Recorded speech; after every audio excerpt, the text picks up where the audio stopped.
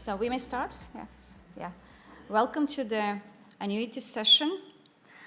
We have 3 international teams worked behind those presentations you will hear today. We agree that I'm not going to do any long introduction of our speakers because all the information is on the app, so you can read about them and the works they have done before. We will have 3 presentations. The first one will be led by Jonathan, and so I think we should start immediately because we're a bit behind the schedule. So, John, the floor is yours. And thanks so much for coming, and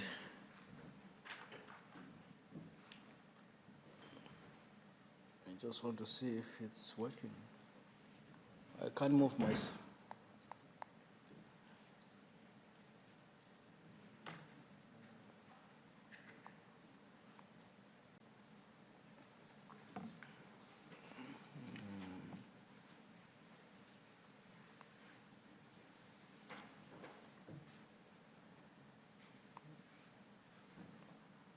These slides.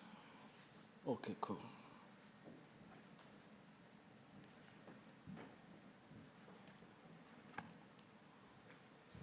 Okay, welcome everyone. My name is Jonathan Ziveyi. I'm at UNSW. This is joint work with my co-authors, Jennifer Alonso-Garcia, who is now a professor in University of Brussels, and Samuel Thirurajah, who works at Tau as an actuary. So this is one of a series of work we have been working on around variable annuity pricing. So in this work, we consider what we are calling a hybrid variable annuity. So a variable annuity, these are basically equity indexed investment products where investors or policyholders are guaranteed a minimum return. So there are different types of variable annuity contracts, or in variable annuity terms, these are called riders embedded in variable annuities. So before I get into the talk, I'll quickly go through the structure of my presentation. I'll start off, of course, with a brief intro, the basics around variable annuities, the market size, and across various jurisdictions. Then I'll consider I'll introduce to you the typical product we are sort of considering this work, which we are calling a hybrid. It's more like a combination of different types of guarantees which we are bundling in a single product. And we try to relate that to some of the products traded specifically on the Australian market. The market is thin, but we've got a few players who are providing such contracts.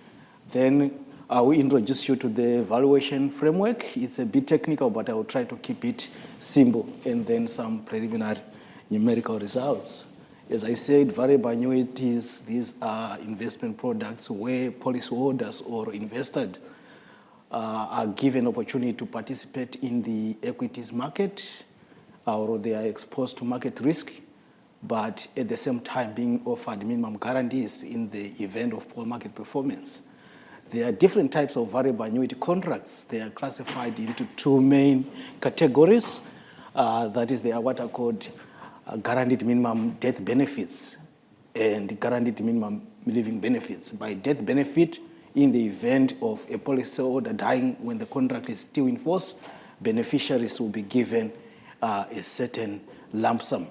Whereas living benefits, there are different types again of living benefits, like guaranteed minimum maturity benefit, which guarantees a minimum maturity or a minimum amount in the event of poor market performance. So upon contract maturing, you are given either the value of the fund, you get the maximum of the fund value, or the guarantee, of which the guarantee can as well be indexed either to inflation or risk-free interest rate, and there can be other embedded sort of sweeteners like roll-up options, etc. So in this case, on the minimum living benefits, there are different types. The minimum accumulation, where we are saying upon maturity you get a minimum, a certain level, that is the maximum of the fund value or the guarantee. There is the income benefit, where you get a series of, say, you can think of as a pension annuity. Upon you move into, say, you reach the pension age, then you get a minimum sort of pension annuity for as long as you are alive. There's also what is called the guaranteed minimum withdrawal benefit. In this case, you say you pay $100 at the beginning of the contract, then you are guaranteed the return of that $100 during the course of the contract. So you'll be withdrawing, say, on annual basis, on periodic basis. Those are withdrawal benefits. And of course, the last version is a lifelong withdrawal benefit. It's more like a version of a life annuity, which is again indexed to the performance of the underlying fund. In this work, we'll be considering so much of the bulk of literature considers valuation of individual riders. So by riders, these are the different types of GMAB, GMIB, GMWB, each they are termed riders in the VA sense. So much of the literature is considered valuation of individual riders. But in reality, you would find that these riders are packaged into either two or more versions. For instance, a natural one would be you can lump a living benefit with a death benefit. So for as long as you live, upon contract maturity, you get your maturity value.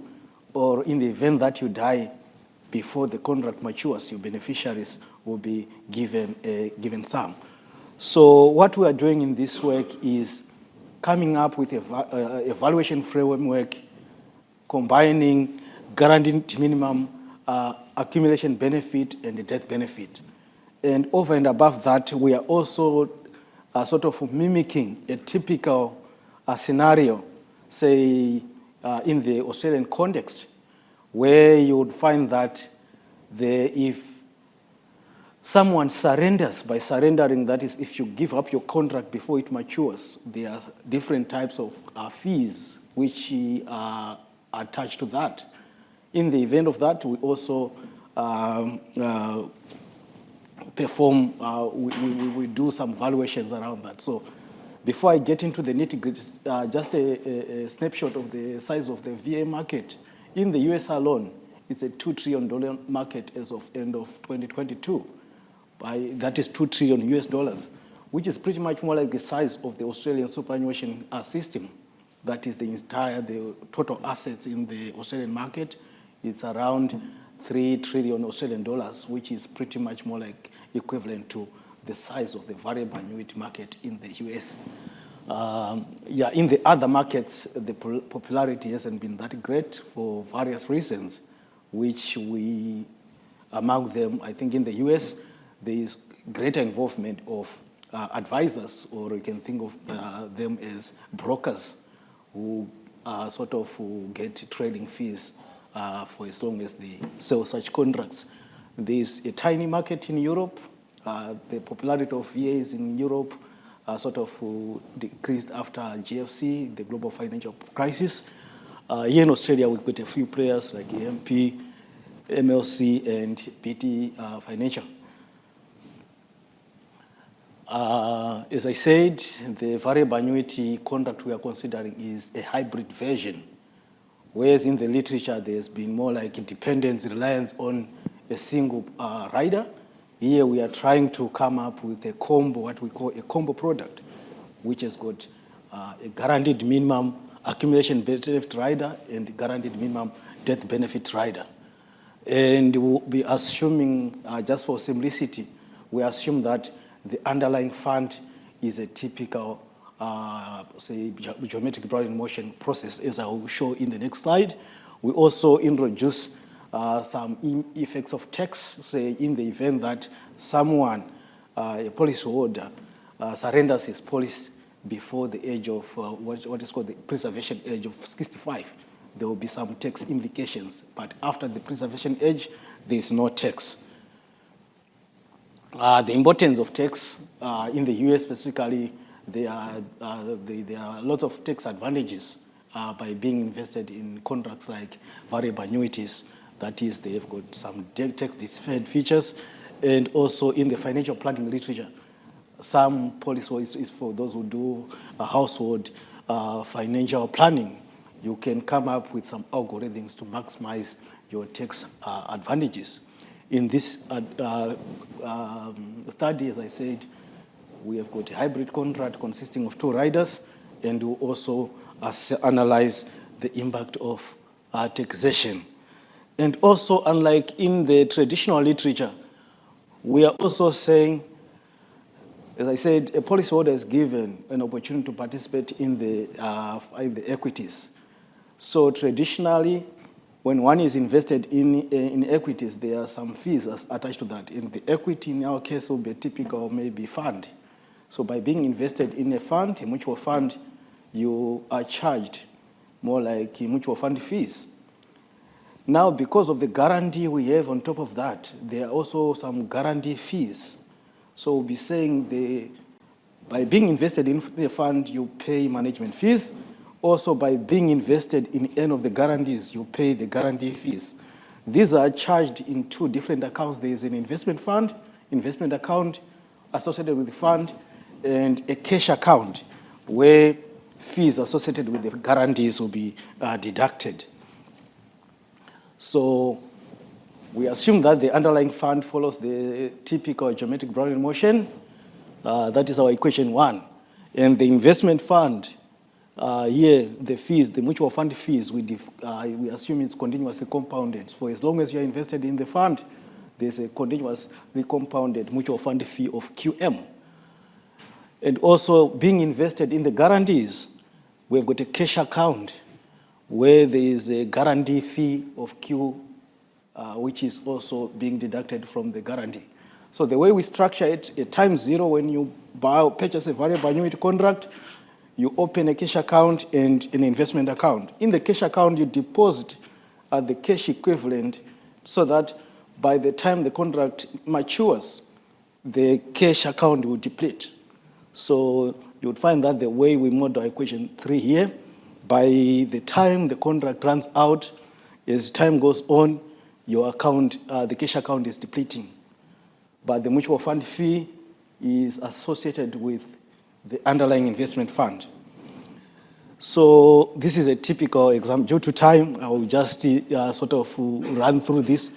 So we are saying our contract can either be held to maturity or someone can surrender early. If you surrender early, there are some penalty charges associated with that. So this is just a toy example where we are saying, just trying to show you how the contract evolves through time. So assuming that the risk-free interest rate is 3% per annum, we deposit $4 at the start, your guarantee is $100 at time 0, and also the guarantee fee, that is what is being for being invested in the guarantee. So if you hold the contract to maturity, and assuming that the fund at maturity will be 120, there won't be any surrender penalty because you're holding it to maturity. And upon maturity, the cash account will be 0, it will deplete. And here the capital gains is simply the difference between 120 and 100. And also you can see capital loss from the cash account is what you would have initially deposited. And for tax purposes, we'll be saying capital gains is the net of all the fees you have paid, the initial, the closing balance minus, in fact, it's simply the $20 minus the $4, which is that. And also in Australia, here we're just assuming that the typical policyholder is a high net worth individual, so that the tax applicable is 30%. So in this particular case, it will mean that the tax you pay on the capital gains is $4.70. And that is it when you hold the contract to maturity. If you surrender early, it will be something like 107. I won't go through the table because of time. And the valuation framework, so we are saying our variable annuity contract, which I denote by V, it has got 2 components, the living benefit component and the death benefit component. So that said, you have got the living benefit component and the death benefit, and also the living benefit can be surrendered early. The contract can be surrendered early. In the case of early surrender, the valuation problem becomes what is called an optimal stopping time problem. So this first part becomes a stopping time, and the death benefit is quantified by the second quantity. And in our paper, which is online, you can sort of go through and have some explicit, and have a look at the explicit versions of all these quantities. I'll quickly sort of summarize some numerical results. Just for illustration, we came up with some sort of parameters. Say, what happens? We've got a policyholder at time 0. He deposits, it's just normalized value, so it's $1 at time 0. So that equates to the initial guaranteed amount. We're assuming a market where the volatility, or the fund where the vol is 20%, interest rate is 3%, and this is what is called the roll-up rate. So the guarantee, instead of it being $1 forever, it can roll up through time, maybe in line with inflation or indexing, which might be applicable according to how the provider works it. And we consider various maturities, a contract maturing 5 years, 10 years, 15. And also, this is the surrender penalty. So in the event of surrendering the contract early, you'll be penalized more like an exponent of an exponential. It's more like what is called an exponentially decreasing surrender fee. If you want to maturity, the surrender penalty is 0. But if you surrender any time before, it will be penalized according to that. And this is just a tax component we use for illustrative purposes. If someone surrenders before the preservation age, they will be charged about 22.5%. We use what is called weekly disclosure, because the way we implement the valuation problem, we use what is called the numerical method of lines. It's more like a finite difference technique, where you discretize the valuation framework, and then by doing so, we do some weekly discretization in terms of time. And also, what one would expect is there is more like an interplay between the managed mutual fund fees, QM, which is attached to the being invested in the fund, and the guarantee fees. Naturally, you'd expect that when the mutual fund fees are too high, the guarantee fees should be low. Otherwise, the contract won't be attractive to a typical policyholder. Why? Because if mutual fund fees are high, investment account will deplete at a faster rate, and that will make the probability of the guarantee ending in the money being also too high. And we've got, this is a typical interplay. We see that especially between QM and QD, the guarantee fees, and so these are for different values of management fee, the management fees, these are the different types of guarantee fees. We also noted that one can provide, can charge guarantee fees of 98 basis points and no management fees, and that would be equivalent to someone who is charging management fees of, say, 1%, a roll-up rate of 1.5, and still, so it will depend on how you wish to communicate your pricing to the target market. And just the illustrative in graphical form, as you can see, as guarantee fees are increasing, the management fees are also decreasing. There is an inverse relationship between the two fees. We also assess the impact of fund volatility on the what are called on the ALXS boundary. ALXS boundary, these are more like you think of a rational policyholder. When can it be optimal for them to surrender early instead of being invested in the fund until maturity? So you'd find that here we took a preservation age of say 65. We used some live tables in so in as long as someone hasn't reached say 65, of course it would be 67 or depending, but in our you'd find that it's never optimal to exercise a contract before turning the preservation age, because much of the sort of profits will go towards paying for the, will be taxed. So you would find that is why you see there is a straight line, and then you come up with some optimal patterns. And this is also the impact of risk changes in the risk-free interest rate. You'd find that as interest rates are increasing, the LX size bound rush decreases. This is more like the inverse relationship you would expect between, say, you can think house prices and interest rates. When interest rates are high, prices are down. Here we are saying when interest rates are too high, the boundary will be lower because the corresponding variable annuity values will be lower. So there's also an inverse relationship between the interest rates and volatility. And also this is the impact of varying taxation. When there is no, during the preservation age, you would find that here we are varying tax. When tax is zero, you see it will be optimal to exercise even immediately after entering into the contract. So this point is coincide with the 5-year mark, then that's it.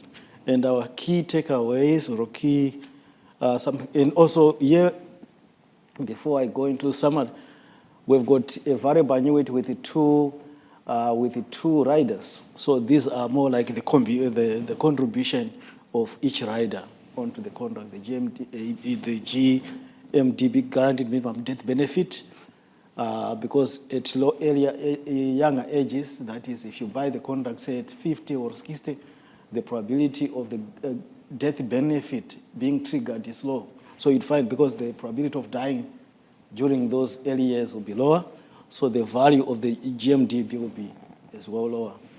The maturity benefit will be. But as the maturity extends, you'd feel that there will be some intersection point. And that's pretty much it, what we've done so far. So we devised a hybrid valuation framework for GMABs, GMDBs, and then assesses the interplay between the various fees when you've got a two-account setting, also in the presence of taxation. And I think that's it for me. Thank you. Thank you.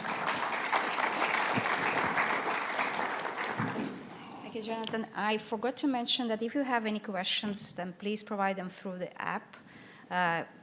You still may ask questions orally, but then we need to get the microphone. Okay, so that's on the back.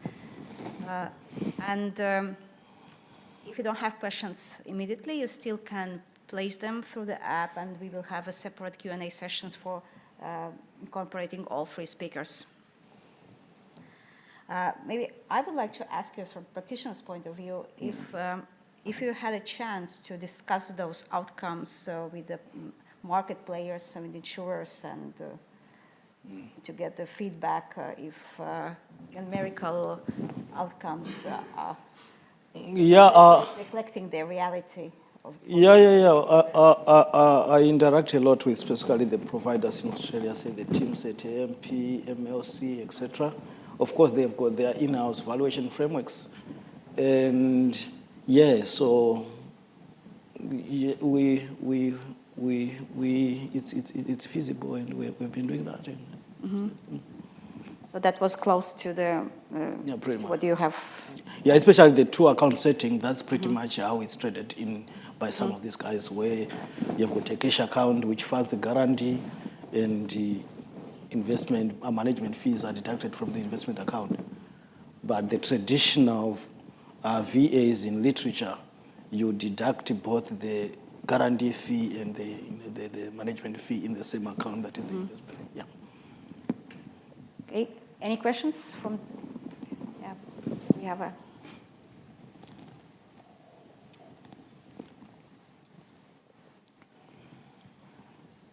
Thank you very much for your presentations. So, as you mentioned in your presentation materials, we, Japan, has experienced big sales and turmoil in the VA field. And what we were struggling is to create how to create customer behavior models.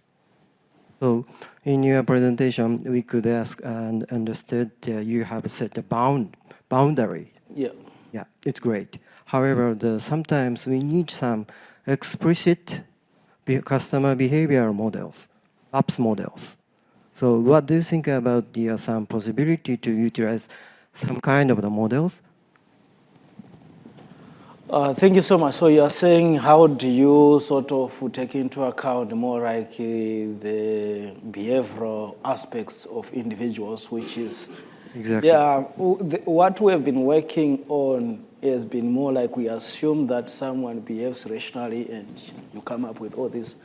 But yeah, our research is more like tending towards where you come up, maybe you do scenario analysis. What if instead of optimal surrender, there is more like an event, like someone is cash squeezed and you really need money, so you end up exercising, not using rational. Yes, so I think it's something which we have been thinking on, and it's a very good, I think, line of research, which I think we have been trying to come up with, or we are thinking of frameworks or appropriate way of embedding that in the framework. Yeah. Okay, thank you very much. Okay, do we have time for one question? No? Yeah. After that? I just... yeah.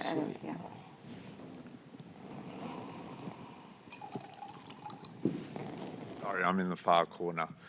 David Rush from Australia.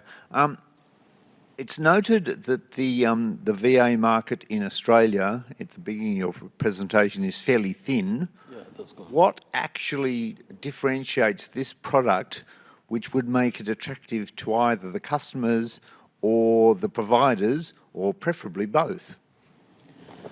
Yeah, I think the Australian market is a bit unique. If you look at, say the retirement space, I think at least 90% is in accounts-based pension. So I think it's more to do with the culture or the influence of advisors, financial planners, in how they guide there. Maybe we are thinking, because of the emergence of, say, of the retirement income covenant, many super funds are now thinking beyond the standard, the accounts-based pension, and coming up with the designing maybe group-specific products, and among them will be products like this.